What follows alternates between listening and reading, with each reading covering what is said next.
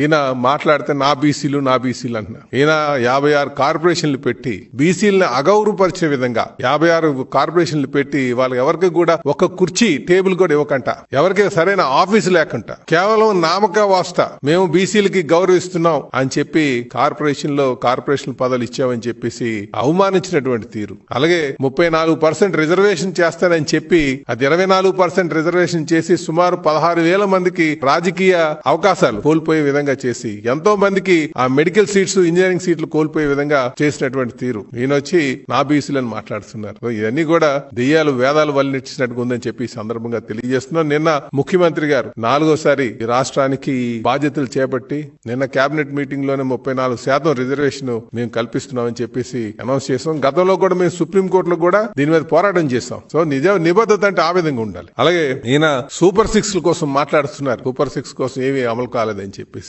మరి అమలు కాకుండానే అన్నా క్యాంటీన్లు ఓపెన్ అయినాయా అని అడుగుతున్నా. అమలు కాకుండానే 1000 రూపాయలు పెన్షన్ పెంచుతామని చెప్పి మరి పెంచినటువంటి తీరు మర్చిపోయారా అని అడుగుతున్నా. ఇదే 1000 రూపాయలు పెన్షన్ పెంచుతామని చెప్పి 250 రూపాయలు పెంచుకుంటూ పోతామని చెప్పారు. ఇవన్నీ కూడా ప్రజలు గమనించట్లేదు అనుకోవద్దు. అందుకే జగన్మోహన్ రెడ్డి గారు మాట్లాడుతుంటే అది దెయ్యాలు వేదాలు వల్లించినట్టుగా ఉందని చెప్పేసి ఈ సందర్భంగా